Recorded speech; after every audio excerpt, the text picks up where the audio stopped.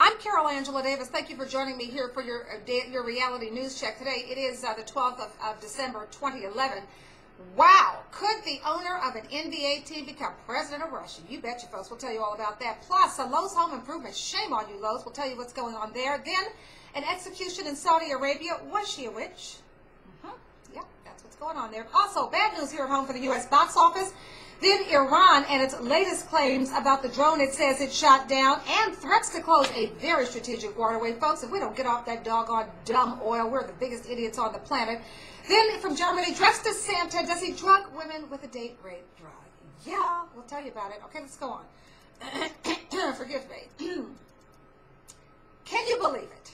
The owner of an NBA team could become the next president of Russia. Folks, it could happen. His name is Mikhail Prokhorov. He is one of Russia's richest tycoons. Forbes magazine says he's worth $18 billion. He's running against Prime Minister Vladimir Putin in the March presidential election. Prokhorov is 46 years old. He says he's looking for support from the middle class, Russia's growing middle class. Putin is in trouble. His party had a very poor showing in Russia's December 4th parliamentary election. Allegations there of fraud during the balloting and massive anti-Putin protests, the largest such protest in 10 years. So that's big trouble for Putin, who we know has ruled with an iron hand there. And we should tell you that Putin got only about 50% of the vote compared with 64% 4 years ago. Remember that Putin was Russia's president from 2000 to 2008. He only became prime minister because of term limits, but just this weekend, tens of thousands of people protested in Moscow and in 60 other cities. Smaller numbers, though, protesting in 60 other cities in Russia. So that's a real big problem for Putin.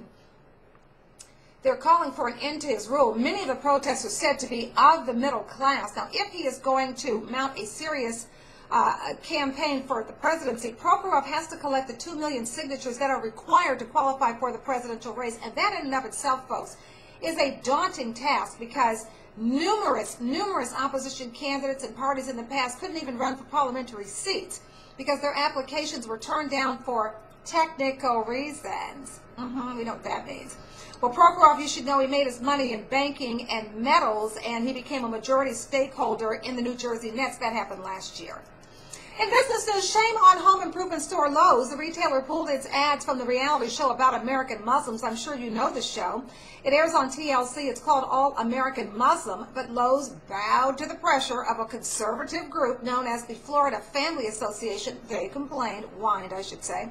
That group called the Muslim TV show, and I'm going to quote this because I can't make this up, folks, quote, propaganda that riskily hides, riskily, these people even literate?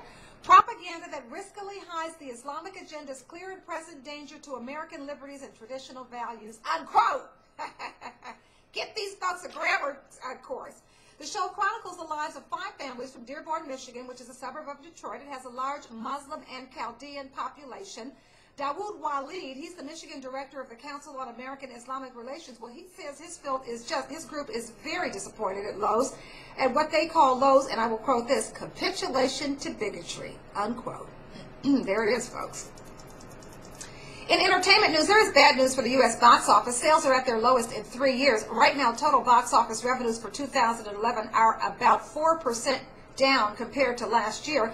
The last 2 weeks, you should know, have been the lowest performing at the U.S. box office for the entire year. Not good news, okay? Let's go on now we're going to go to some international news. We're going to go to Berlin, where a man dressed as Santa allegedly drugged a 15-year-old girl at a Christmas market there. Now, authorities say, this is what they're telling us, they say that he offered the girl and her friend some alcohol, a shot of alcohol in a paper cup. Now, one girl refused. Hello.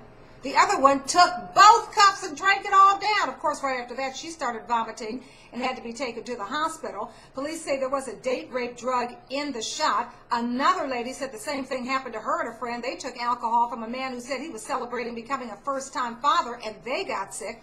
All of this happening at those Christmas markets there in Germany. And apparently what happens is, in Germany, Christmas markets are traditional outdoor holiday markets with stands that sell crafts, ornaments, and small gifts, along with an array of food and drink, including multiple varieties of hot mulled wine. I don't think so.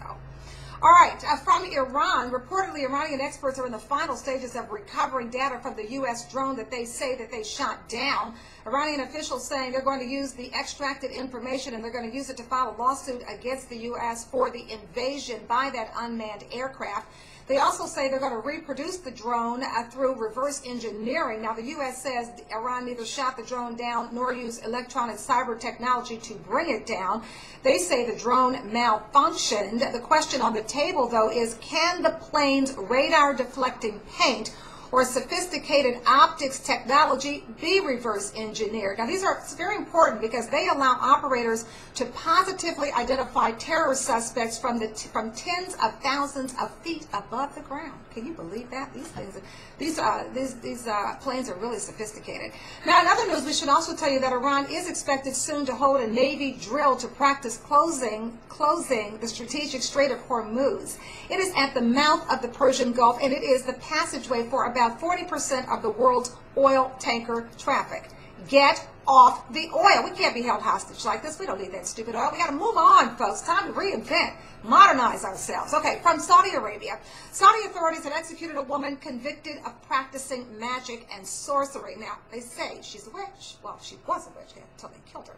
Authorities say the woman tricked people into thinking she could treat illnesses, charging them about $800 a person.